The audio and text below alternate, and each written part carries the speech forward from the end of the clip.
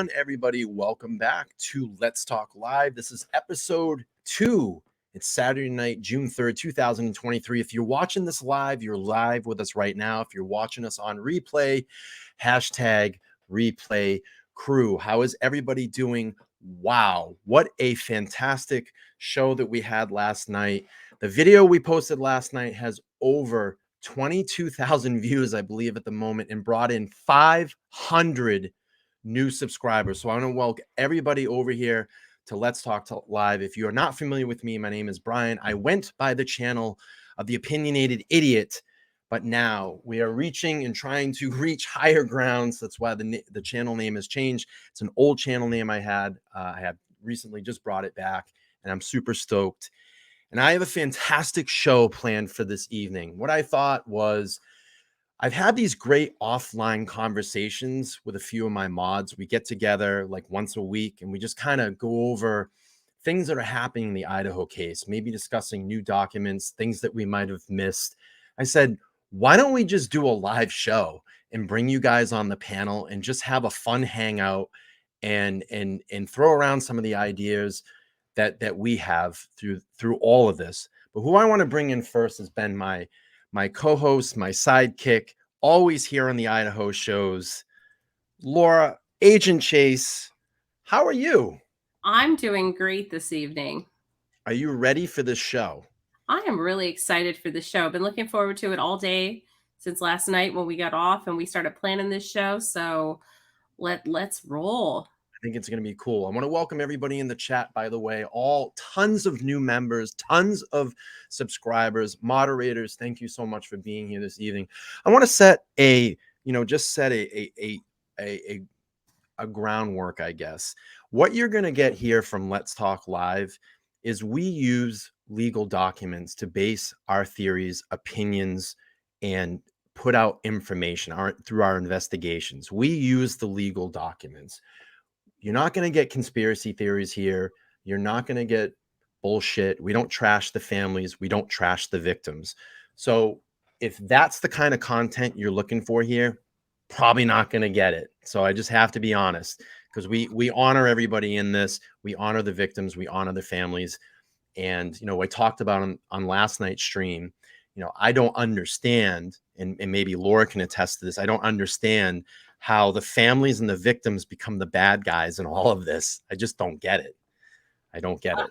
I don't get it either. I feel for the families. I feel for the victims, the survivors, and everybody that knew the 4 that were taken from us. Sure.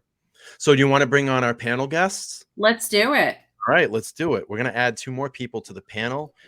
Chosen Rosen's going to join us, and AZ as well. They're 2 of my moderators, and we have kind of, like I said, we have these kind of spontaneous conversation. And I said, let's just do this live sometime. I think it'd be great to have a full panel of people and kind of hang out. So welcome to the show, gentlemen. How are you? Hey, what's up, man? What's up, everybody? Everybody in the chat. Laura, good to see you. Hi, Brian, Chosen. Yes, good to see you. Hey, now. How we doing?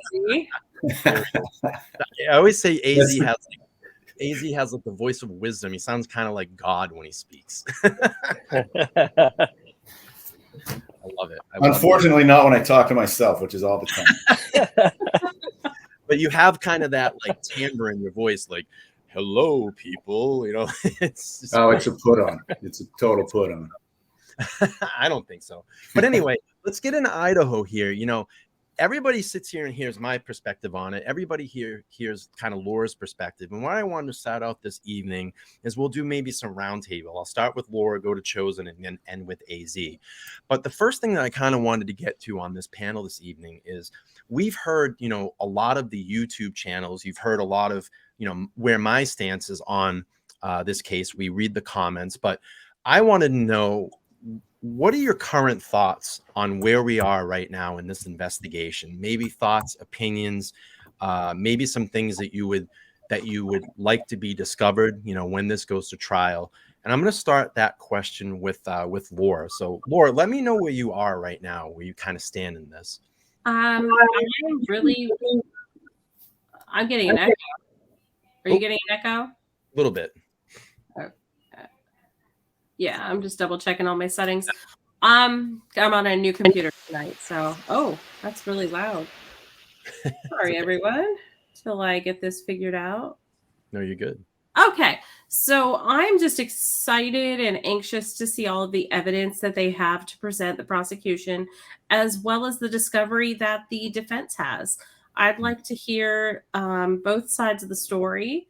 I'd like to hear the prosecution take us from the start of everything, and then also all the way through to where we are and how they came about this suspect. Hmm. You know, and that's the thing I always want to say this too, because I think we get a lot of shit sometimes in the comments about, oh, well, you lean that Koberger is guilty and this. And I've been very open about that. I think that the evidence in this case is very strong. I think it's very strong against Koberger. That's my opinion. It's the way I feel. But I've always said this as well. Brian Koberger right now is innocent until proven guilty. And we've always said that on every live that we have. We honor the justice system. He's due his due process, and to go through this if he has a trial and face a jury of his peers and let them decide, and ultimately in the end when we hear both sides of the case. So I just kind of wanted to get that on record as well too. Let me go to Chosen. Same question to you. Kind of like where do you stand in this? What do you think about it? And what are some of the things that you'd like to know at this point? Yeah, sure. So this whole case is crazy. It's just been insane. First you have all the information given to us in the PCA that's written in great detail. And in my opinion, it was written very thoroughly. The only facts that we know right now are that 4 young, beautiful kids lost their lives for no reason in a very brutal way. Also, that there is a man sitting in Leetah County Jail right now who's been indicted on a burglary charge and four first-degree murder charges. And those are the absolute facts that we know of at the moment. Other than that, it's pretty much a lot of speculation until it's proven in a court of law. But yeah, Yeah, I think that, what we know is right now, and I think everybody on this panel can probably, feels the same way. I think there's still a lot of evidence that's going to come out in this case.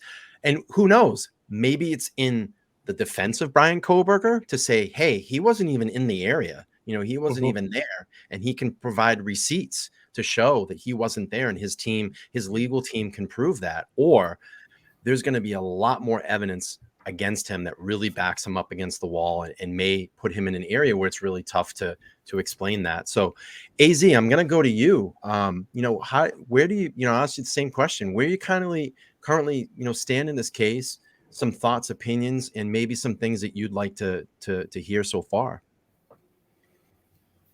Well, my sense is that they have the right guy, but I look forward to hearing what the defense has to say. I'm curious, will they have an actual defense? Will they have, some kind of alibi, meaning, not just possibly somebody that can say he was with me, but just any evidence that he was anywhere else other than at that house? Or will their tactic just be to try to poke holes in the prosecution? Right. And so I'm curious about that. So, like I said, I sense that they have the right guy, but I have not convicted him yet. Of course. And no one should. And no one should really convict anybody else of this. We hear a lot of conspiracies out there. We hear a lot of names thrown out. We hear, a lot of awful things that are said about these, the 4 individuals that lost their lives in the house that night, how they're dealing drugs and they're wrapped up in a cartel. And I say this, if that's your stance, show me something. Show me some evidence, because all I hear about that surrounds all of this stuff is hearsay. I don't see a legal document to connect any of these individuals that they would be involved in any type of crime other than the murder that was, that was performed on them. I don't see it. And that's why I say, provide me with something, you're not showing me anything. You're not showing me a receipt. And I'm all about receipts, believe me. I'm all about receipts. So yeah, next thing I wanted to kind of go to was, at this point, what you know, and I'll start with Laura. We'll go that way, and I'll mix it up a little bit too. But we'll start with Laura. What do you think the connection between Coburger and the individuals in King? What is the connection to Coburger and King Road in your opinion? In my opinion, I believe that Brian Koberger, the reason that they have him in custody is because they have found a connection between him and one of the two third-floor roommates. My gut and some of the evidence I've found leads me to believe it's Kaylee that was the target, just because of her current romantic situation where she had broken up with her boyfriend. However, I think the connection was through social media, whether or not it started on Tinder, whether or not it started on Instagram or Snapchat and moved to another one or another app. But I believe it all was from social media at some point connecting to them. And that is how he found them. I'm going to go to Chosen now. How do you, where do you think the connection is between Koburger and these, alleged connection between Koburger and these individuals in the house? Yeah, I mean, just what Laura just said. That's exactly pretty much what I was going to say. I always suspected it to be Kaylee, pretty much the whole time, just because it fits the narrative that I have in my mind that both Kaylee and BK were both single at the time of the killings. Kaylee had just broken up with Jack D, and they both had their own Tinder account profiles. I suspect BK was attempting to interact with her on Tinder or social media, whether that be Instagram or TikTok or something like that. We just don't know that for a fact yet.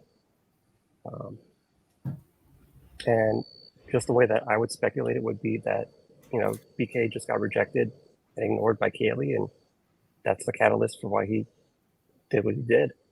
I think he just snapped and, got his feelings hurt. So Soulshine's saying he knew she was home, Kaylee, so he had one chance. Question, she's asked question. So probably wasn't expecting Matta, Zanny, and Ethan to get in the way, possibly. I think that's kind of the way that we feel as well, too. We've discussed this in many of our, Laura and I, and even my mods, when they kind of tune in, we've kind of discussed all that. I'd suggest, go back and watch some of our streams, because we've had some really great live streams. And, I think we kind of feel the same way about that as well, too. But to go off, what Soulshine is saying, I think I interpret what she's saying is Kaylee being home at her parents' house versus Moscow. Oh, okay. Yeah. So I guess for it to make sense in the narrative that I just explained would be that day they took that photo of Kaylee being at the house with Ethan, Santa, right, and Maddie. Right. The photo that they just took outside of that house for that last day. So if he did stalk them on Instagram or social media, that's how they know. That's how he knows that she was there. And he just took that opportunity. Yeah. It's Mike C says, I think he planned on killing both Maddie and Zayla for sure. Kaylee for sure. Sorry about that. AZ, I'll same question to you. What do you feel like is the connection to alleged connection between Koburger and the individuals at King Road?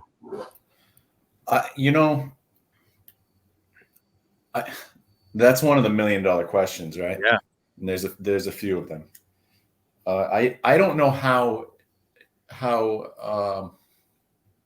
Kaylee or any of them would have come on his radar if in fact he is the guy. But I do think it's reasonable. It makes sense to me for him to have been following them on social media. All of that makes sense. So, like we were looking at the running, possible running areas over there yesterday, Brian. Could it have been just something simple, like just seeing them in passing Was he that type that would just, or whoever the perpetrator was, were they the type that would maybe see somebody running or walking and then just sort of find out where they live? I don't know. I don't know. It's a good question. Yeah. What was the street we traced? Was it Walenta or Taylor? Well, Taylor turns into Walenta as it goes up Walenta. that hill, I believe. It goes up that hill, and it was interesting. We followed it on Google Maps, and it looks like it would be a great running hill. And then we came across there's actually a path with stairs that if you wanted to run stairs or whatever, you could do that right there as well. And what we discovered was on that road, the vantage point to look over into the house, you would see all the activity that goes on in that yard and in and around that neighborhood behind that little spot that we found. So yeah, I mean, it is a possibility. He could have come across them, running in that area. We found out that there were runners clubs in and around that area. So, we know that he was that they're pulling warrants for that Strava app right now. Strava, I'm sorry, the Strava app. And we know that he used it and he posted on it. We saw that one post. We actually traced around the area of the streets that were kind of connected in and around that. So, I mean, it's quite a huge possibility that could be it as well. So, it's strange that I think the theories, our theories change a little bit every time there's new documents that get dumped and we look at what they're looking for and, those search warrants are for. But I'm sorry to cut you off. Go ahead. Sure. I looked for a few minutes after you got off there, and I noticed that. So if someone was to run up Walenta and down those stairs that we noticed, that's a long set of stairs, by the way. Mm-hmm. If you could kind of meander through that neighborhood and link up into the arboretum that's over there, just west of the neighborhood, and run all the way. There's a nice parking area up. I mean, it would be a great place to run, And people who run, people I know that run, they don't just like running around their block. They like running in nice areas. So I'll bet there's a lot of people that do run in that area is what I'm saying. Mm-hmm. And you could link it right up around into the neighborhood. Who knows? Who knows? I mean, the possibilities are endless. Yeah, and again, we just don't know. That's the $1 million question. I think everybody's answer. I mean, I sit and ask myself all the time, like, what is this connection? I think I have a pretty good idea of what's going on by reading, the documents, the evidence that we've seen so far. But again, it's just, that's the question that everybody wants. Let's go to this one. This has been kind of another big $1 million question too, is the motive. We haven't really discovered any type of motive. We probably won't until trial. I'll start off, a little bit different. Maybe I'll go to Chosen first. What do you think the motive would be in this case? It's a good question. I think that he just didn't deal with the rejection too well. Going back to the Tinder theory, if that's one avenue that he pursued and got shut down by her, took it personally, and I think he just snapped, and he's just tired of being rejected, and he just felt the need to be in control and chose dominance and his power, and that's what he did. He went back to the house and did what he did, allegedly. So sure, this is a man that talks about himself, saying that he has no self-worth, and if you get rejected time and time again, I mean, that has to do something to your mental status. It's not something to deal with easily. So I don't think he had an outlet to take care of that. Yeah, absolutely. I'll go to AZ this time. AZ, same question. What do you feel like the motive is? I felt for quite a while that the motive was just a simple essay. And I'm not even convinced that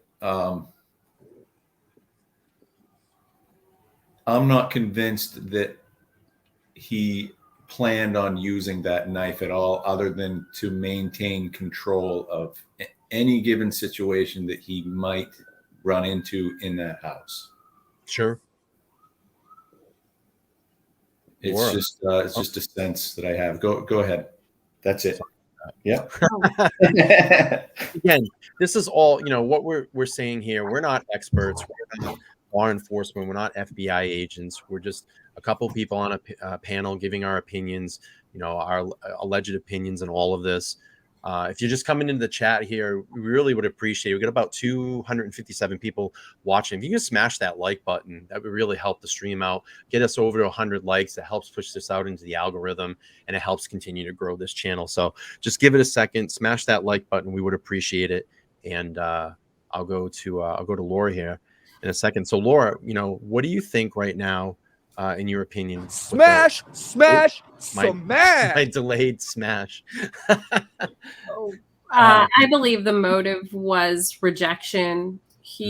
I believe he was scorned through the either the direct rejection from one of the girls or from one of the indirect rejection by leaving him on red or not opening his messages or something. But I believe it was rejection, scorn. He felt like he had to take matters in his own hands because he felt rejected or wronged by these girls.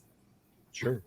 Yeah, I mean, it's very it is. I mean, that's the one thing that I go through when I read through all these documents, all these streams that we go through. We hear reports. It's like, what could have been the motive in all this. And I think I feel a lot in line with Laura's opinion on this, that it's just kind of that scorned fear, that rejection, just pissed off that he's been rejected and I'm going to get you type of thing. I mean, so at the end of the day, we don't know him. We don't know him personally. We absolutely do not know this man. We know nothing about him. I don't think that. So Alexander's saying, in my opinion, all right, so do we want to talk about the drug house theory and where we think a lot of this crap might have started? I think there's a lot of, in my opinion, I think there's a lot of YouTube channels putting a lot of false theories out there about drug houses.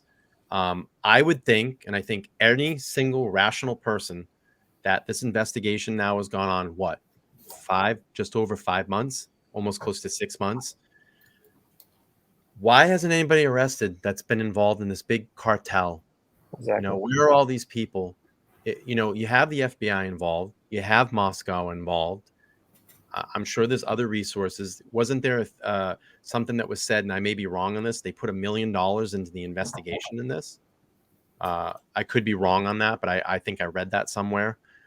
So you have all of these resources, and I'm still waiting for the cartel to be arrested. It's not Koberger. There's 5 other people involved. Where are these 5 people? Why haven't they been arrested?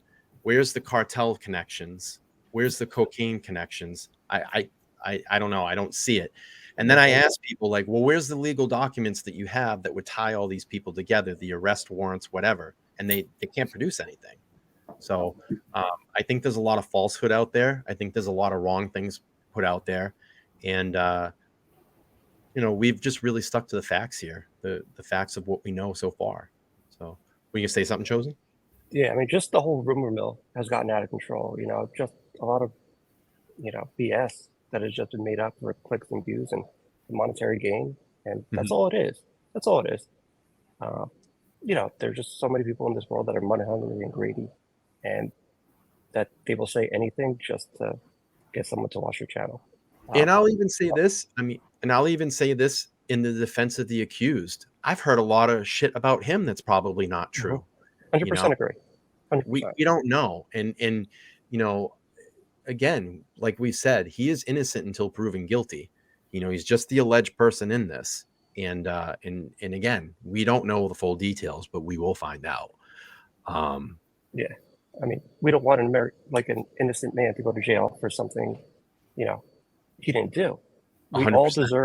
all deserve our day in court, in the court. Mm-hmm. We have to let the American justice system go through its due process, because that is what each and every American citizen's right, when living in this country. Can we respectfully share our theories and speculate what took place that night? Sure. Yeah. But at the end of the day, it's just a speculation, and, one thing for certain is that, the responsible party for this crime and whoever committed this crime has to be charged, convicted, and brought to justice, Mhm. Yeah. Absolutely. So I think this is going to be a good segue into my next question, and kind of just want to throw this out there. And if you guys want to pick on this one, Laura and I did a really great stream last night. If you guys didn't see it, you can go back and watch that. It was actually my first official episode of coming back as Let's Talk Live. But we had talked about the fantastic interview that Chronicles of Olivia did with the Gonzalez family.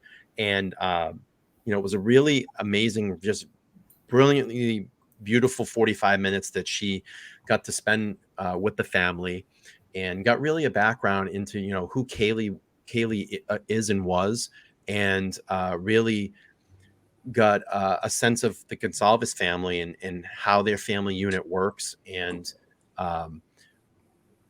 I think personally, and I'm going to put the question out there, do you think that the Gonsalves family knows more than what's being reported? Personally, I do.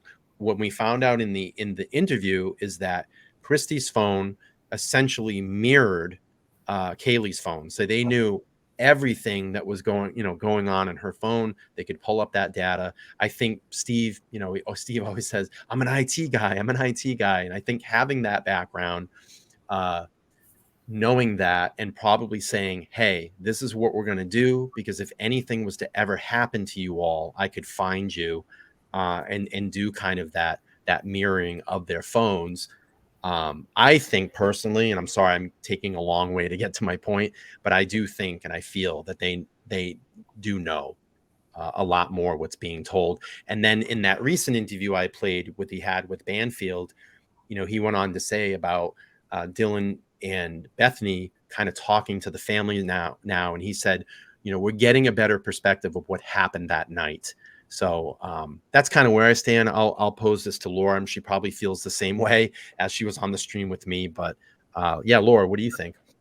Yeah, 100%. I believe that the Gonsalves family knows just about everything that they can know from having access to Kaylee's phone and her records. If they were able to clone her phone, don't forget Steve Gonsalves is an IT guy. Steve knows. Obviously, they had access to all of her apps, her text messages, her phone, her everything, her photos, you name it. They had to have known what was going on, and leading up to this. Yeah. So they know a lot more. And I believe their interview with Chronicles of Olivia, which was one of the most fabulous interviews I've seen done with the victim's family, including mainstream media. I think she did a wonderful job, and really telling the story, and also respecting the family and the victims so well. I think that they were holding back a lot. And I hope they get the opportunity to speak about everything once all this comes out. Yeah, I like the fact that they talked about well, the way it was amazing how Steve, here's another clue that I think they know a lot more. Steve said he found Chronicles of Olivia through TikTok, because Kaylee followed her, so they had access to Kaylee's phone, and they found her and actually started to speak with her, and kind of built that trust to allow her to come in and kind of document the family and talk and have a sit down interview with them. I'll go to Chosen. What do you think? Do you think that the Gonsalves family knows a lot more than what they're saying about what happened that night? Oh, absolutely, without a doubt, in my mind. They know a lot. They know a lot. Just go through her phone, text messages, the apps, this and that, everything. Mm-hmm. And yeah, I mean, Chronicles of Olivia did the best job I've ever seen. Respecting the family, and getting that information out there, and it was very well done. It was Very it well was really great. AZ, what do you think? Well, I'm not sure if I've seen any of that interview that you're talking about. Sure. I may have, kind of listened to a little bit of it here and there. I'm not sure. Yep. There's a lot, you know what I mean? There's so much stuff out there, but if that's true, and also I don't really know about the phone. I haven't dug into that aspect. Yep. If that's true that they cloned her phone, which I mean that seems reasonable, with all things considered. Then yeah, obviously they would know a lot. And even putting all that aside, I think they definitely know more than we do. Yeah. Law enforcement, I believe they were sharing things in the early stages. So just that alone, they would, know a lot more than the four of us. Yeah, of course. So, And I'm sorry to cut you off. yeah. Things that we found out as well too is that they had family that actually lived down in that area of King Road. They knew the driver that drove Kaylee and Maddie around, like knew that person personally and trusted them enough to drive Kaylee and Maddie around. So I'm sure that Steve did a lot of vetting just even of that person to say, hey, if you girls ever need to excuse me, if you girls ever need to go anywhere, this is your ride. This is the person that's going to take you. So I'm sure there was a lot of eyes, in and around that house in the sense of family and neighbors or contacts that knew the family. So Alexandra said, why are people so convinced one person couldn't do this? I can name a lot of murderers who did it alone, Bundy being one. You're so right on that. So right on that. Sure. Absolutely. Mhm. Absolutely. Okay. That was that Florida case, right? I mean, he actually did. What was there? Was there 3 victims, 4 victims in one sorority house, and there were survivors that didn't hear a thing. Yeah, I think it was 4 ultimately. I mean, I could be wrong on that. I get things wrong in this case too, because there's so many dates and timelines that get so skewed and mixed up. Some of these things you don't want to commit to memory, Right. Exactly. Let's see. Where am I next? All right, here's a good one. Here's the other $1 million question. Do you think that law enforcement has the murder weapon in this case? I'm going to go to AZ first. What do you think? No, I don't think so. I mean, they could obviously, but I don't get that sense. Okay, fair enough. I mean, that's I haven't given that a whole lot of thought. But no, I think he hit it pretty good. I think he hit it on his way. I think he hit it that day, the 13th. Where? I think he hit it on his travels that day. Fair enough. He spent a lot of time in his car that day. I would believe so too. Allegedly. Yeah. Yeah. Chosen, what do you think? So I think the murder weapon is probably in Johnson, Idaho. So I was also thinking, if you take the totality of all the evidence that the police gathered and what the inventory of items taken is, there's so many different ways that this could go. I mean, you have a Walmart receipt. What was that Walmart receipt for? Was it for a burner phone? Was it for this? Was it for that? And then if it was for, let's say, a burner phone, police could search for that IMEI number, because that's what they use that number for, is to, find lost and stolen cell phones. So if they were able to track that phone down, I would suspect it to be with, excuse me, all the items that he used that day. So it's possible, they could track that down with all that stuff. But then again, the documents that they wrote, that they took out of the house in Pennsylvania, number 1, it says knife. I know. Why out of all items that you could possibly write is just one word, when there's more descriptive knives written as far as Taylor cutlery knives, Smith & Wesson pocket knife, but number one just says knife. Knife. So it's just very, very questionable. Is Yeah. that the knife? Is that Right. the knife? I don't know. Well, that was it's funny that you say that, because the first time I read through that document, we were pulling up and doing it on stream, and I was like, that was the first thing that popped up. I was like, you gotta be kidding me. It was like, I wonder if they actually have them. I mean, listen, the way that I would think about it, if you committed a crime, okay, of that magnitude, and you knew that you were going to drive across country in a couple of weeks, a week or whatever, a couple of weeks, and go back home, why wouldn't you want to take items out of that area and get them as far away as possible from that crime that you may have committed, and to hide them somewhere or bury them somewhere else or whatever, destroy them in some way? That would be my thought on that. If I was the criminal that did that, get them as far away from that scene so there's no trace of it. It just only would make sense. It only would make sense to me. Laura, what do you think? Do you think that they possibly could have the murder weapon at this point? They're just not letting anybody know.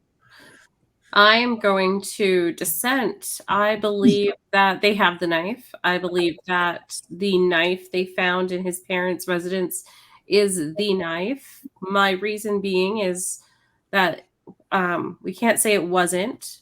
They weren't specific in the type of the knife they found and they confiscated. I believe he thought he was smarter than everyone, that he wouldn't get caught. I believe he planned it out for a long time. I don't know what he was doing in the times when his phone disappeared in Johnson.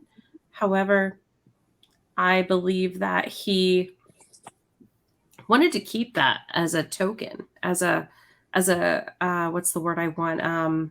Like a memento? Yeah, a memento. Like a trophy. A trophy. Thank you. I was like hovering around that word. They did, ironically. What's that? Like BTK did, took trophies. I think the knife was his, and I believe it also was like part of his pride. Like he was proud of his work. Why would he want to give that up? I just see him being too attached to it. I mean, great opportunity to bury them. Absolutely. Absolutely.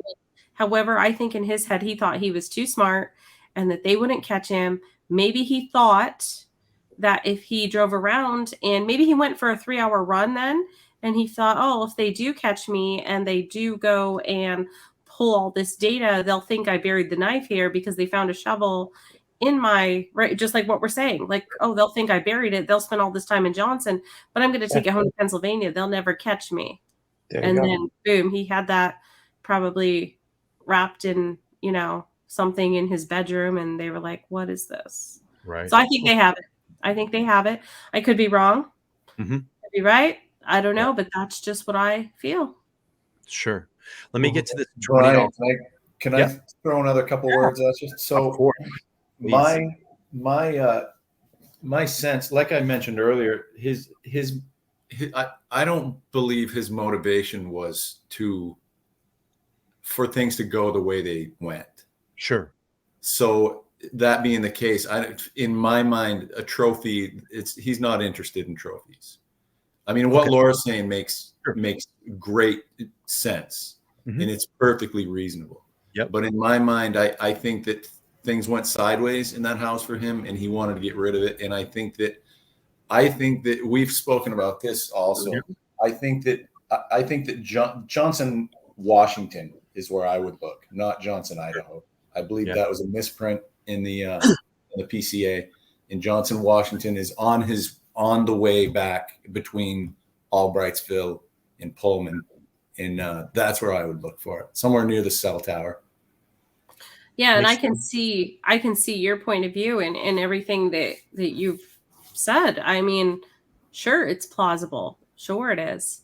I just like being able to hear your point of view, which is different from mine, able to take into yours what your opinion is and be like, yeah, I mean, that could have happened. It's not what I think, but Sure, it could have, and There's so many possibilities. that's what I mean. I this is why I enjoy this, because we get to share our opinions and not feel attacked and For sure. respect each other's, and also be like, well, and as things come out, we can go back and forth to each other, like, hey, man, you had this right. So That's why I think I wanted to bring this panel together, because I know that we all don't agree in some areas, and that's what's very good, I think, and stimulating and productive about this, because when you have adults that are on a panel that can talk openly, respect everybody, conversation tends to flow really well. We don't get heated, we don't get mad. It's just silly to do that. But I'm also interested in to think how other people think about this case too, not going off the rails in the sense of like it's cocaine cowboys and all this, the aliens are coming shit. There's secret tunnels under the house and the devil's gonna get you. I can't go there. But before we go on to the next question or topic, I do want to recognize this amazing $20 super chat from Sunshine. Thank you, Soul. Thank you so much. I believe a new subscriber here on the channel. We want to thank her so much for that. So thank you so much. Very nice. It was very, very nice. I got you, homie. And thank you. We appreciate that. And I just got another $2 super chat as well. Let's pull that up from Reba. Reba, how are you? Hope you're doing well. We want to thank you for the $2 super chat as well. Thank you so much. And I'm thinking here, you know what? I think it's a good time because we just passed 150 likes. I'm going to give away a membership. Give away a membership. Hey, Reba. What's that? Hey, Reba. Oh, Reba. Oh, Hey, Reba. we're going to give a membership away. A member. We're going to get a new member. I just love that name, Reba. Yeah. I just love it. The new member is... It is a very friendly name, right? Yeah, and I picture a redhead, and I believe she is a redhead. I So also picture that I too. think it's great. It's friendly, but takes no sass. Right. That's what it reminds me of. So Nina has become a new member. Like we Nina. always say here. Congratulations. Welcome. Watch all of the members only streams. We have a section down there. You can watch that. And I'm going to be doing more members only as well. Candy's gifted a membership as well. And we have a new member. I'm waiting for the chat to come up. Unsolved Cases and News become a new member of the channel.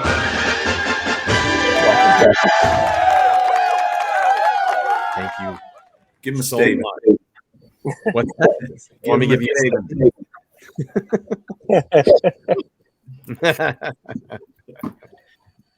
Come on, man.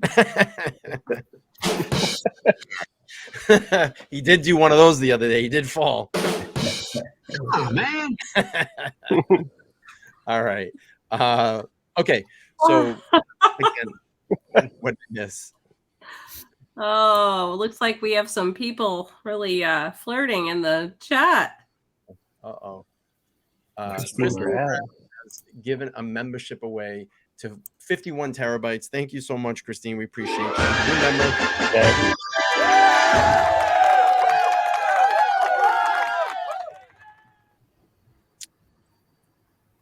Okay, so let's do this. Yeah. Yeah, I see. No, I know. I know. We have a $10 super chat from that's a beautiful name. I'm not gonna read that because I don't want to get That's no Reba. That's not a Reba type name. but It's a whole different category. Psycho is Thank you. loving adulting here, and Agent Chase is an excellent co-host. Thank you so much. We appreciate that.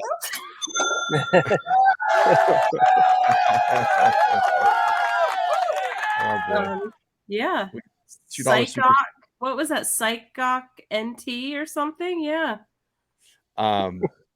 Pamela's given a $2 super sticker as well. Thank you so much. I appreciate it. Pamela, thank you. Thank you. Thank you, Pamela. All right. So I want to go on here to let's talk about evidence. Let's talk about a little evidence here. And this is totally hypothetical because we don't know. We don't know. And I'm just throwing this out there. to see what you all would think. If the evidence is too strong and it starts to build, and let's say the evidence is really pointing in the direction that Koberger did do this, allegedly did this, okay, really did do this, and the evidence is strong, very, very strong, and it's like, look, it ain't gonna look like any way you're gonna get out of this. You know, if you face a jury of your peers, you're probably gonna be convicted in an hour. If you think that the evidence is strong enough, do you think, and I'll start with Laura, do you think that he would take a plea, or is he going to go all the way in the trial? He's like Tom Brady. He's going all the way. He's going all the way. There's no way. I believe that he's not going to take a plea deal, because then that shows that he doesn't win. He wants to go. I believe that he thinks that taking this all through the trial and him being on TV, him getting all the coverage. I mean, we forget that he studied under Catherine Ramsland, who wrote the book about BTK. So, I mean, BTK is in the forefront of his mind, and maybe he aspires to be an esteemed killer that people talk about for years and years to come. He's not going to take a plea deal, because then it goes away. It's done. And then everybody's just, that would, so I think he's in it for the thrill too. This is a thrill for him. I'm going to go to AZ on this one. What do you think? Well, this, it's just like me and Laura's last horrible argument. It all starts with what was his motivation, right? And we have different opinions on what his motivation was from the start. So if he, like I've said, in my mind, things went wrong in that house. Like he didn't intend. I don't feel that he intended for things to go that way. So I don't have that view of him as somebody that wants to take on the world, sort of thing. I think he found himself in this situation, and so I can see him taking a plea deal, I think. But ultimately, I have no idea. I don't know the man, and he's a tough one to figure out. Right? No, that's very fair. That's super, super fair.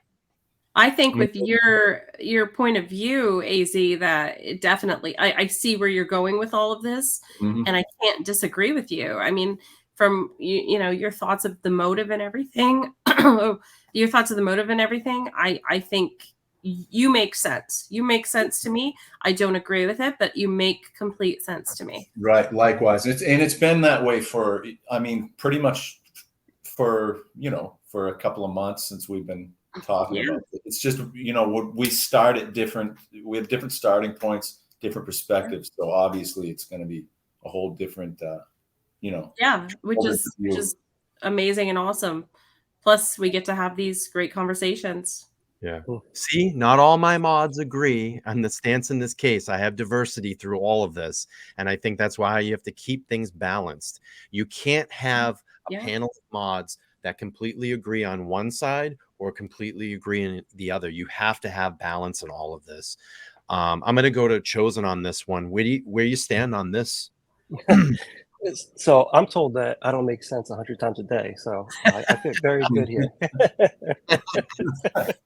And I'm going to stick with that and say that I think the day, he was arrested in Pennsylvania, that he was just very cocky and made the comment that he would be exonerated. And, he truly thought that he was smarter than everyone else. And there was no way for police to link him to the crime. But now when we look at it today, 6 months down the road, I think he knows he's in trouble. He knows the evidence that they have against him. He knows his DNA is found at the scene, which I believe he realizes now that he's kind of screwed, in my opinion. So taking a plea at this point to sit in jail for the rest of his life is probably the best option that I see happening in his mind. Not once has he ever spoken or uttered one word for, his own innocence, which is shocking to me. Yeah, and no one that knows him has come out and said Right. Has stuck up for his innocence. If anything, Mhm. as we saw in the Dateline episode, the most recent one, that his sister actually thought that he may be involved in this. Mhm. And again, that's told through a source, so it could be speculation, but we've heard a lot of that in the media as well too. You know, I mean, and this is where I say too, and I'm sorry to cut you off, Chosen. This is where I say too, is that you have this balance of totality of evidence that's coming from the prosecution. I've only seen 2 exhibits entered for the defense. Am I right on that, Laura? Or am I wrong? They're up to 3 now, I believe. Okay, so 3 request. Yeah, I believe there's 3. Sure. I'm 2 sorry, or Chosen. 3. You want to finish? 2 or 3 though. no, It no, doesn't matter. it's all good. I mean, you could just tell how Ann Taylor is just taking the lead on this because she knows that she has to do something at this point. And, you know, I think we talked about this of your ideas saying that is Kohlberger telling Ann Taylor what to do and is he running the show? Or Right. is it vice versa? But obviously, from what I see that Ann Taylor is definitely taking charge and she's doing what she got to do to defend her client. Yeah, of course. And, That's you know, her client. Yeah. of course. Yeah, absolutely. All right, so I got one more kind of question or topic, and then would you all be open to taking some questions from the chat just before we shut this down? We'll do a little bit longer. So hold your questions for now. What we'll do is when we're ready to take questions, what I want you all to do in the chat is type a Q and then put your question after that. So we know it's a question. I'll pull it up and then maybe we can munch on some of those and give us, you know, some answers or opinions to some things that you might all want answered to see how we stand here on the panel. Would you guys all be open to that? Yeah, Sure. 100%. Absolutely. Bring on the questions. Okay, so hang on. One more. We're just getting this question and topic. So if you, and this has been kind of the big speculation, you know, in all of this is that Kohlberger is not the guy. And this is where I kind of pose this question. Let's think on the opposite side. I think pretty much here, everybody thinks they have the right guy in custody. But if you didn't think it was Kohlberger, who do you think would be involved in this? And I know that's kind of probably throw a lot of things off because we've heard cartels and this and that and blah, blah, blah, blah, blah. But let's go there for a minute and let's hear. I'm going to start with Laura on this one. I'm going to have to say it was somebody in their circle, somebody that, I mean, if it's not Kohlberger, we have to re-examine who the target was.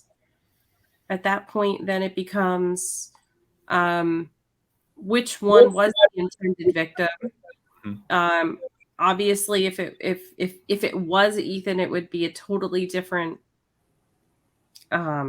situation. He interacted with a lot of different people. He was in a fraternity. The other 3 girls, they were also involved in Greek life as well as Bethany. I cannot confirm that Dylan Mortensen was involved with Greek life either. I would have to say it was somebody acting out of jealousy that was in their circle, that one of the girls did wrong, whether it was a man that felt rejected. Because, I mean, if you boil it down, a lot of murders happen because of sex or money. Right. I don't think money was the motive. Nothing was taken from the house. I mean, I don't think drugs were involved with this. Do I think they I mean, regardless if they partied or anything, like that has nothing to do with this. Yeah. I think it was some type of a sexual motivation or jealousy.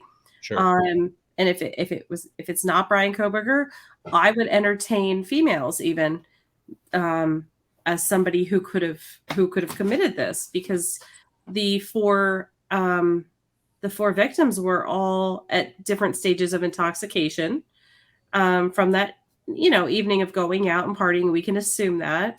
Mm-hmm. I wouldn't discount it being a female even. So somebody in their close circle. I don't think it was random. I think it would have been out of jealousy or some type of a rejection, sexual rejection Sure. motive. Sure, absolutely. I'll go to Chosen on this one, and then we'll end with AZ. Yeah, I mean, the only person I could really think that could have done this would be like a feral Sasquatch on the loose. No, just kidding.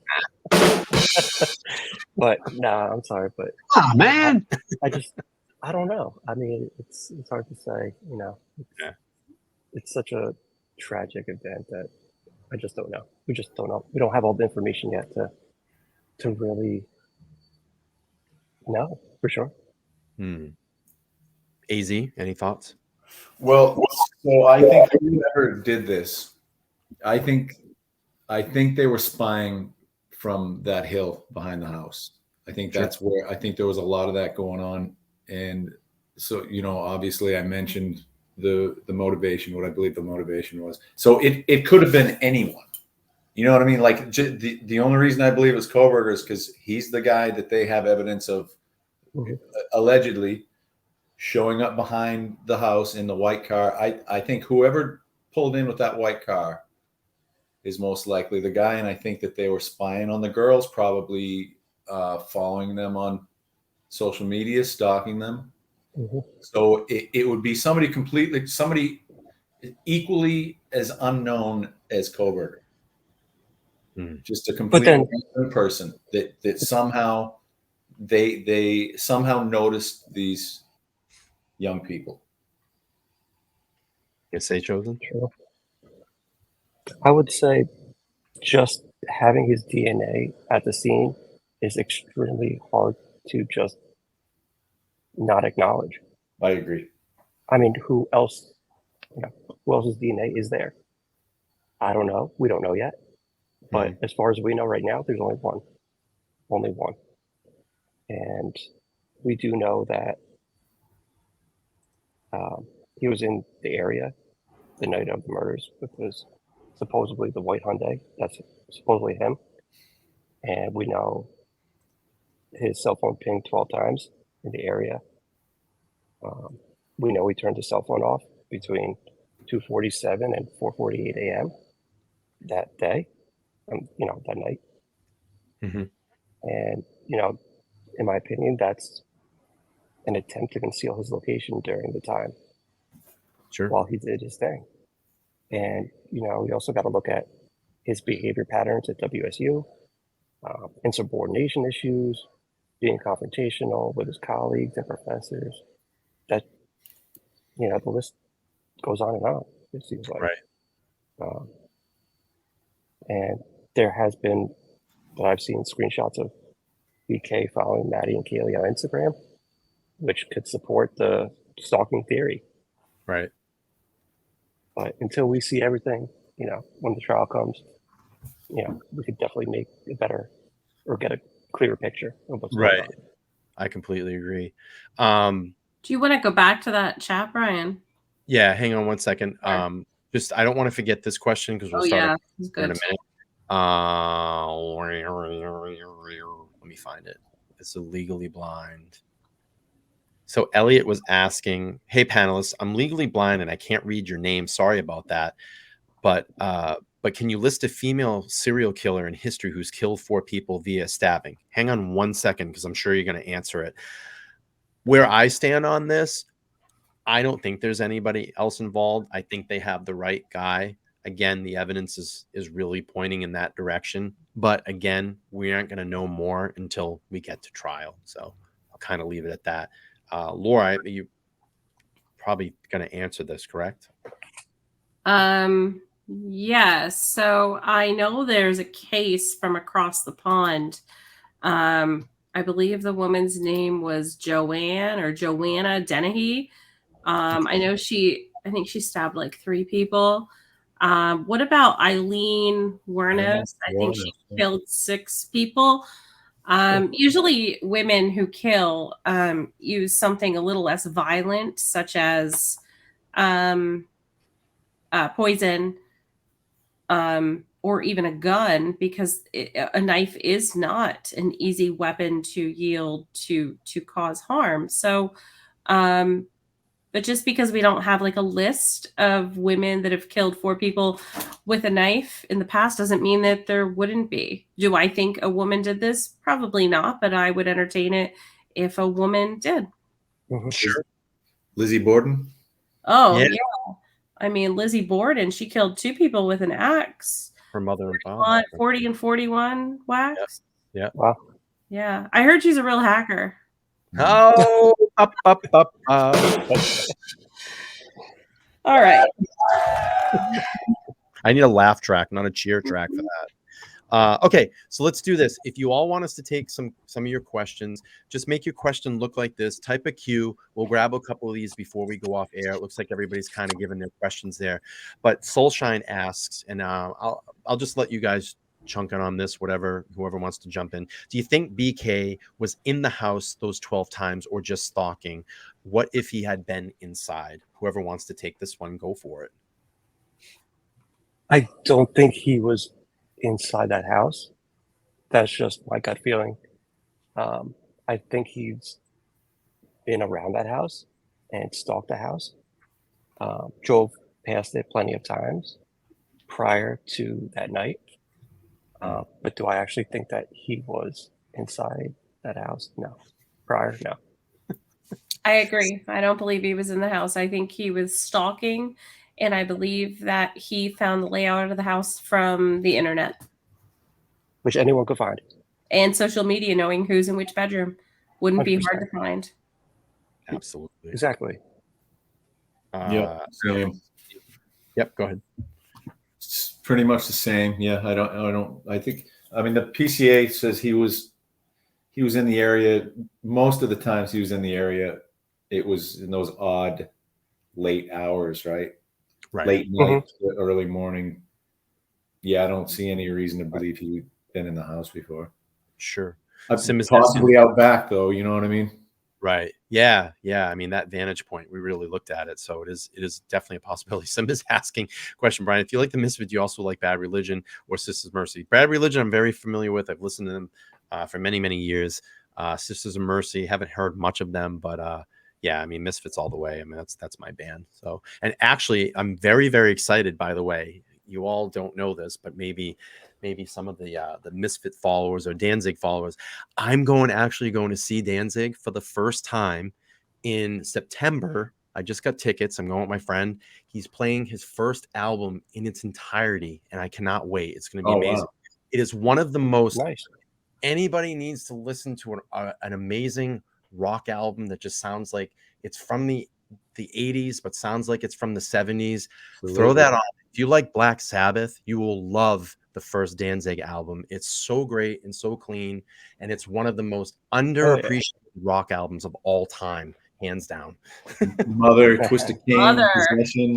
Yes. Oh, so I saw him a few years ago, actually. Yeah. You did? Yeah. I listened to him in high school also. He's a huge fan. Mm-hmm. I love it. So Alexander's asking a question. Sorry for the gross question. Does anybody know how many times the victims were stabbed? We don't. No. We don't. And unfortunately, we're going to have to hear probably a lot of that during the testimony. Let me see if anybody else has any questions. If you want questions, just put a Q, drop your question, and we'll pull it up.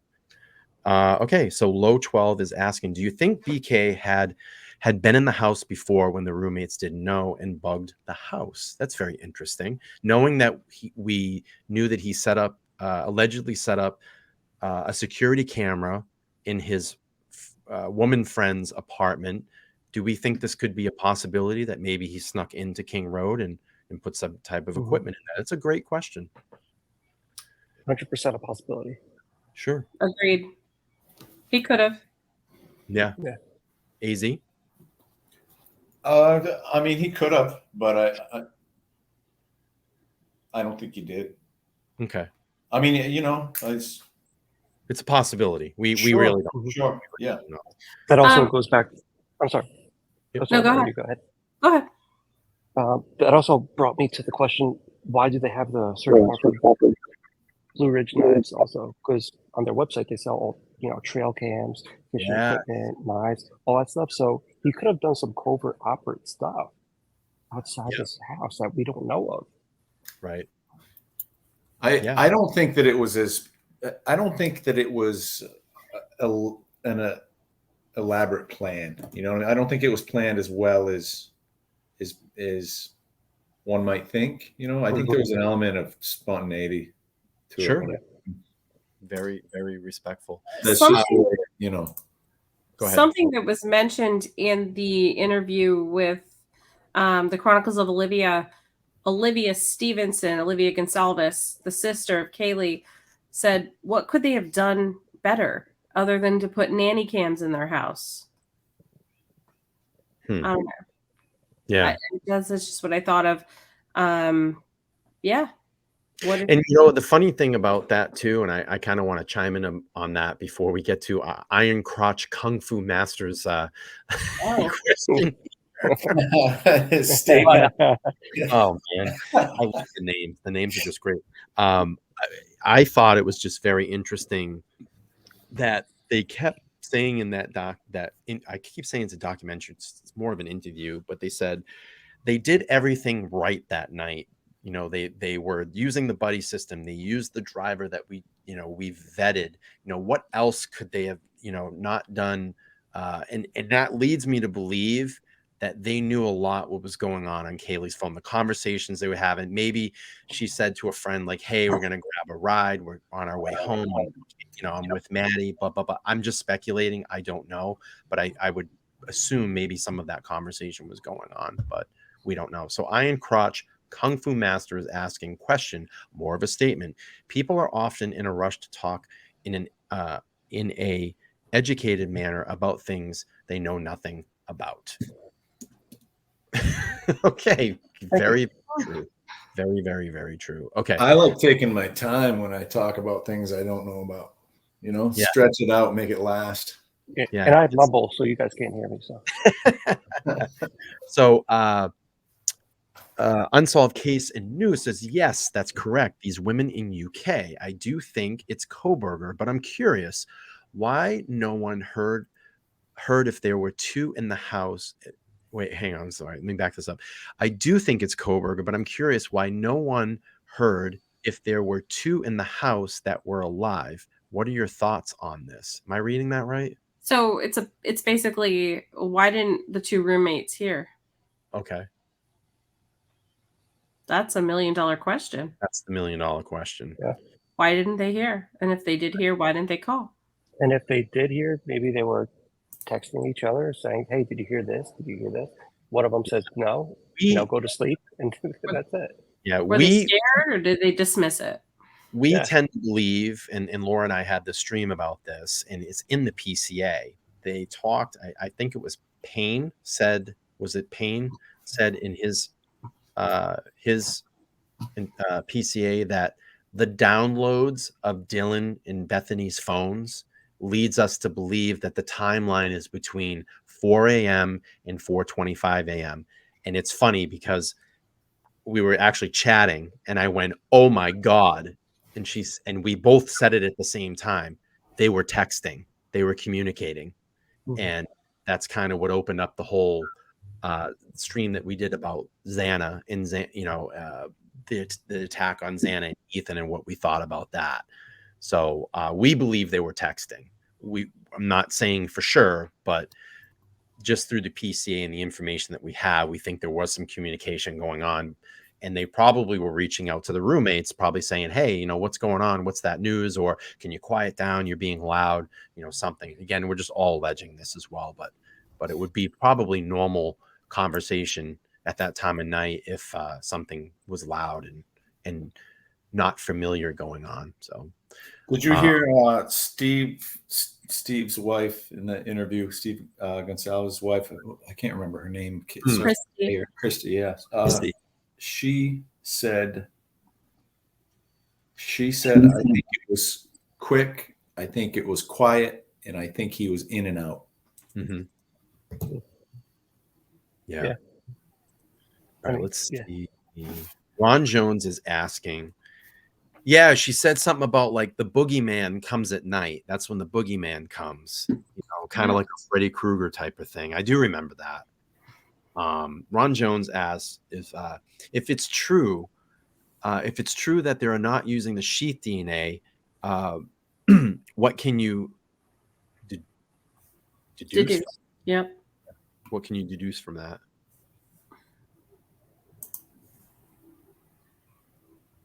Anybody want to take that one? I think they are using the sheath DNA, right? Isn't it the DNA info that they're not using is the ancestry website links, right? The informant. That's what I gather. The relative, that whole thing is what they don't want to use. Right. They never said they're not using the sheath DNA. I don't believe that's not how I read it. I'm not a lawyer, obviously, I'm just a guy, but I mean, I heard rumors that they're not using the sheath DNA, but I don't see any documents stating that. Right. Yeah, I can only equate that to the information that they're not using so the defense requested the names of the people in the ancestry websites that they were able to allegedly build an ancestral tree, right? But they didn't use that information because they ended up getting his father's DNA from the trash. Right. But defense wanted those names, the genetic informants. They're labeled, right. That's the term for them. And prosecution is saying we're not using those people, so no, we're not going to give you those people's names. They have nothing to do with it at this point. Correct. That's the way. That's where how I feel like the defense wanted that information to maybe grasp some straws and say, well, no, like you have all these other people that could be implied in this crime. That's a great point. I think they would use that evidence for. Tsunami, we kind of answered this a couple of questions ago, but I appreciate it. Let's see. One of my channel mods, awesome channel mod, by the way. Let's see. Vicky D's asks, could their house possibly had a hidden camera placed so we could watch and study them? Yeah, we kind of answered that, but I will not let you know this. If you haven't seen, and I'm sure everybody has, in the Chronicles of Olivia video, and we kind of found this information out, the ring cam, Christy actually saw the video of Kaylee and Maddie pulling up that evening, getting out of the car and going into the house. I'm going to tell you this. There's probably a lot more other things that happen on that video that they're going to see. I'm not saying that they're seeing someone run out of the house or anything like that, but I'm sure that they saw, the timeline of, as we know, that the delay in the 911 call, what happened in between that, if that camera was running. So I'm sure that they have a pretty good idea of what happened in between all of that as well, too. So, and again, I'm just alleging that, and I'm just saying that, it could be a possibility that they do know that. Let's see. Do you think that the house had a camera? I agree. Let's see. Pamela's asking, do you know what was in the Fire Stick? We do not know. We do not know that information yet. Yeah. And then another question coming was Bethany dating Brian. No, we don't think so. I think we've talked about that. Giovanna's asking, is it possible allegedly BK used more than one knife to unlive the victims? I mean, it's a possibility. We only know about the one single knife sheath at this point. We feel that it's probably just one weapon. If you haven't seen my stream, I actually had a K-bar knife. I know a couple of people here own a K-bar as well. It's a pretty nasty knife in the sense of what it's used for. It's a military knife. It's definitely meant to kill. It's not going to take a lot of force. It's a pretty damn sharp knife, and it's a different perspective when you have one in your hand, and that's why I got one, because I wanted to see what it felt like in the hand. It's very heavy, has a very blunt end of the knife. That leather handle gives you really good grip strength, and it's sharp as hell, and it wouldn't take much force. And I know this sounds bad and disgusting to plunge it into a victim. It would not take much. Hey, Brian, there has been talk of different types of wounds. Like there was two weapons. That knife has two weapons on it. Mm-hmm. On the pommel end, on the hilt I mean, that's Yep. like a hammer. Right. You know what I That's mean? the butt of the knife. Yep. Yep. And then you have the blade itself, and you could actually probably use where the blade connects to the handle as well too. You have kind of spiking that, you know, that, what is it? The handguard. Yeah, that kind of Yeah. rep in between this area in your hand so the knife doesn't slip, you know, when you're doing damage. 100%. Some Did of you- the stories that came out said about the gouges. Mhm. That some of the victims were gouged. So Tears. Some people the- are saying. Right. yeah, so I mean, a K-bar knife would be conclusive with with that. And if you hit it with the butt end, Mhm. you know, that's not going to make a slice. Right. It's 12 Right. gauge. It'll be like carbon getting hit steel. with a hammer. So Well- Bitchy Bookworm says this is such a great and informative stream with a great panel, one of the best channels on Idaho 4. Thank you. Thank you. Much we appreciate that. Bing, bing, bong, bong, bing, bing, bing. Thank you, Bitchy Bookworm. Thank you. Do you guys up for just a couple more questions before we wrap this in a couple minutes? Go ahead. What Sure. do we got? So Yeah. Jessica, Fire away. great. The questions are great. Jessica says, why do you think he had gloves and was separating his trash? I would say I think it's pretty obvious. I'm going to tell you this. I don't separate my trash with gloves, and I'm not alleged in murdering 4 individuals. So you can kind of connect the dots there. I think that kind of activity is a little weird. I don't think it's something certainly that an everyday person would do. So that's kind of my answer on that. If anybody wants to chime in, please do. I mean, there's no logical reason in my freaking damn mind that anyone would be separating the trash early in the morning wearing gloves on a kitchen table with, shit spread across the, table like a, smorgasbord of inventory. It don't make sense to me. It's ridiculous. Mm-hmm. Is that confirmed anywhere, or is that kind Yes. of okay? Yeah. Yeah, it's confirmed. Yeah. I think it's stated in a document, and I think that there's information about it in the Pennsylvania. I think they said they spotted him separating his trash. Well, I mean the gloves. I just mean the gloves. Oh, the gloves. Him wearing gloves? Yeah. When they arrested him, they found him inside his house. I know they found gloves, but as far as him separating trash wearing gloves They arrested the day they arrested him. He was wearing gloves and he was separating his trash in the kitchen, standing in his boxer shorts. Mm-hmm. That's been reported. But is it in the documents anywhere? Or? I think it is. Okay. I don't think the boxer shorts are mentioned, but wearing gloves, separating trash. We'll get back to that offline. We'll find it. Yeah. We'll confirm that. The Richard's asking, I'm a movie lover, Twisted Films. What are the few of your favorite serial killer or sleazy media similar to films like American Psycho, Nightcrawler that come to mind? Love the Richard. American Psycho, great movie. It's a good movie. What's up, Richard? One of mine would be Seven. That's a really great movie with Brad Pitt, Morgan Freeman, and ultimately, in the end, the murderer was the serial killer was, and his name has slipped my mind. Shit, what's his name? Hang on, I gotta Google this now because it's gonna annoy me. Kevin Spacey. Thank you, Kevin Spacey. That's what I was gonna say. Oh, A really great movie, and it's eerily creepy, and it's very similar to what happened in this is Jeff Bridges in a great movie called Jagged Edge. If you watch the beginning of that movie, holy smokes, very reminiscent of what happened at King Road. I like movies like that. Anybody else? I'm gonna go with Hitchcock's Psycho. Yep. Hitchcock movies. I like how it's not obvious. It's not so graphic. I'm a huge Twilight Zone fan as well. But I do like the Scream series. Yep. Oh, it's great. And yeah, Scream is definitely one. I love a good whodunit. You give me a good whodunit. The Agatha Christie movies that just came out recently too. The Murder on the Orient Express, and there was another one. Monster's a great movie. Mhm. A Natural Born Killers is great.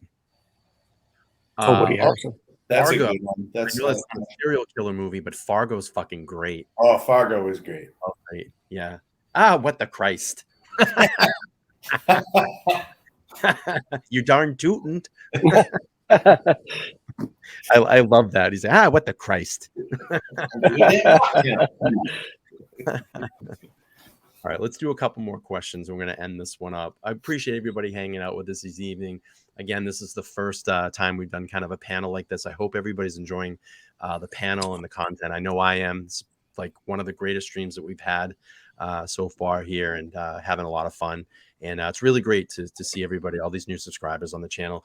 And again, just take a moment, smash that like button. We really would appreciate it. Smash, smash, smash. So let's answer a few more of these questions, and we're going to wrap this one up. Soulshine is asking, I wonder what the evidence is that Bethany has that could exonerate Kay. Anybody want to take this one, a stab at it? I don't think she has anything. I think it was a grasp at straws. It was an intimidation tactic.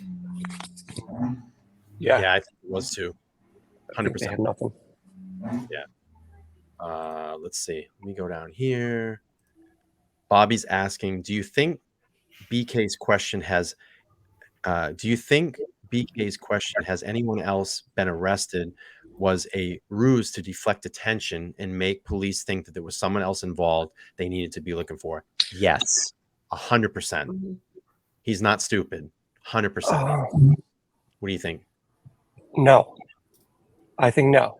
I think his very, very, very first instinct was, oh my God, I know I did this. I wonder if they arrested my family members, my father. I want to know. Okay. Because I'm in trouble. Sure. That's what I'm thinking. Okay. AZ, any want to take a hit at this one, or? I try to put myself in that position that he would have been in, and he was probably nervous and stressed, and I don't put much meaning into that, if he even said it at all. I mean, I don't know if that's been confirmed. It's reasonable that he would say something like that, but I think it was, the whole thing was fresh, and now it's months later, and like Chosen is saying, he knows they have a lot of evidence. Right. I just don't put a lot of those words. I don't think it meant much. Yeah. Just kind of a throw, you know what I mean? Just kind of something to, I mean, he probably said a bunch of stuff. Mm-hmm. Yeah, I want to know what he said as soon as he was arrested, like within those 17 minutes. Yeah. Yeah, I'd be curious to see what happened. Let's grab this one. We'll do maybe one or two more, and then we'll get out of here and end this tonight. So Spiritual Healer 507 is asking, brand new to the channel today, hit the like and subscribe. Thank you so much for that. We appreciate that. My question is, does anyone know who identified the bodies? As a parent, I can't even imagine seeing my son in that position. I would die. Yeah, absolutely. I would assume that it's obviously it's going to be family member. We probably assume if you're talking maybe the Gonzalez family, I would think maybe Steve being the stronger one in that, being with Christy, and being that emotional support, I would think is probably most likely Steve and Christy for Kaylee.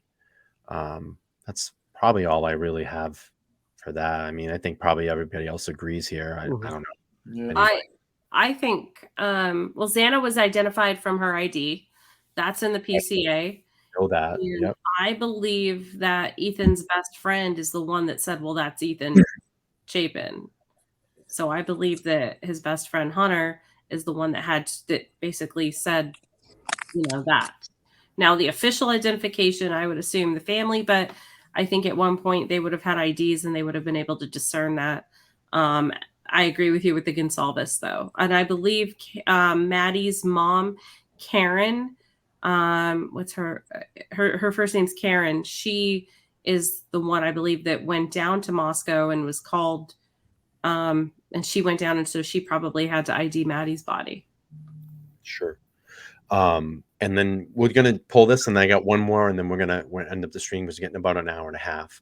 So Just Amber said, didn't Gacy say something similar when he was arrested? I don't know. He might have. Let me see. Yeah, I know someone said it.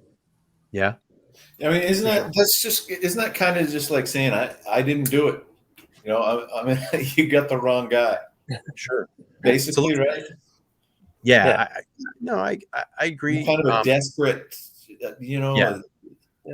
last desperate attempt. That's it. Let's see.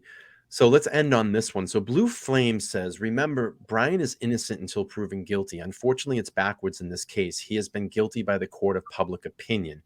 I think there's some truth to that, but I think that we've been very open on how we feel. I think we've said on every stream that I've ever done on this channel that he is innocent until proven guilty. I think we've made that point here.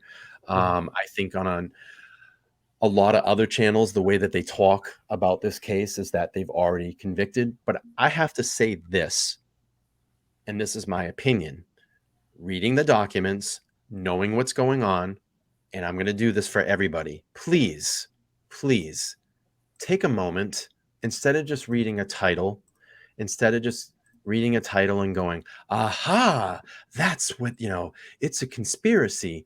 Take a moment, read these documents through. It'll give you a clearer picture of what's going on, in my opinion. That's really all I have to really say about it. I think the evidence is strong against Kohberger, unless we get to court and we find there's other angles or other people involved. But I say this again, if that is possible, if it is more people involved, if there is a cartel that coordinated this whole thing, why has no one else been arrested? It's not a cover-up. It's not a scam. It's none of that. We would have heard about it now. Everybody's talking in this case behind the scenes. Believe me, there's court clerks talking. There's probably people being paid off to give information. That shit happens. It happens in the media. Believe me. And I think if this gag order gets released, you're going to hear a lot of stuff. I think a lot of stuff. So I don't know if any of you want to, we'll do this. We'll roundtable really quick before we end. Give everybody maybe a minute.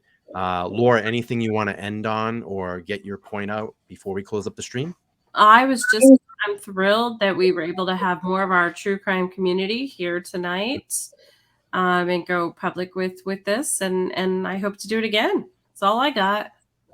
Absolutely. Chosen, any quick 30 seconds to a minute, anything you want to say or end with? Yeah, sure. I'll say this real fast. Thank you so much for everyone that watched the stream tonight. I appreciate it. Everyone in the chat, thank you for interacting with us tonight. Much love goes out to all the victims, families, and friends in this case. And like you said, this is the most important note right here. And, I'm going to say it. We have to remember these families' lives have been changed forever. And for the rest of their lives, we have to be respectful in the way we talk about the case and not victimize these families. We can go on living our lives, sleuthing case to case and whatnot, but it's imperative that we keep in mind that many people's lives were changed forever, on November 13th. They'll never be the same. It's a traumatic experience. And this is a sensitive topic for discussion, and everyone has their opinions and views, which we can respect, but, there's a line to keep in mind that, not to disrespect anybody. Right. So, tonight, go home, hug your loved ones, tuck your kids into bed, and, Yeah, tomorrow is not guaranteed. Yeah. Unfortunately. AZ, anything you want to finish or say? I agree with Chosen 100%. Our hearts go out to the families, and I couldn't say it any better. So I'll just use his words as my own. And I'd like to take the opportunity to say we have some of the greatest people in our chat on a regular basis, just wonderful people. And so I'd like to thank them for being cool, because they always are. And Thank you, Laura and Chosen. Thank you, Brian, for having me on. Thank you. Yeah, I want to thank, before I end here, I want to thank everybody on this panel this evening. I'm getting to know you all in a very close way, and you all mean a lot to me in my life. And if I'm going to be honest with you, if Laura and I didn't connect, I wouldn't be here on this panel, and I wouldn't have these mods that are here, and I wouldn't have the people that come to this channel, the members. These are people that are in the background that ultimately support what I do here. So I thank every single one here, and I thank everybody in this chat and the people that contribute to this channel in whatever way, chatting or memberships or super chats. It's not about the money for me. I want to be very clear. I'm looking into the camera. I don't fucking care about money. All I care about is giving good, relevant, solid information and making sure that there's justice in these cases that we talk about. And there's going to be a lot of other topics and conversations that we do on this channel. We keep things straight and we use the facts. If you're looking for conspiracy, if you're looking for bullshit, you're just not going to get this on this channel. And I would probably urge you to unsubscribe. But I want to thank everybody here again on this panel. Thank you so much for being the people that you are. You're all very important in my lives. And this channel is very important to me. I pour my heart and soul into it. And you all, I can't say thank you enough. So everybody, all the new subscribers, all the new members, thank you so much. We'll get another show together for you guys all soon. The chat is like blowing up and gleaming right now. I love it. So I just want to give a round of applause to everybody before we go off air tonight. So thank you. And we'll be all back soon. I'm going to hit the outro again. Agent Chase, Chosen, AZ, thank you so much. Thanks to my moderators for sticking through. I hope that you loved the show tonight, and I'd love to have all you guys back. We're going to be back soon. Stay tuned. I'll have another tile up soon. We'll do another live. Everybody have a great night. Take care. And like Chosen was saying, go home and hug someone tonight. Hug a loved one, because tomorrow is not guaranteed. But we'll be back. I'm Brian. Let's Talk Live podcast. I'll see you all soon. Take care.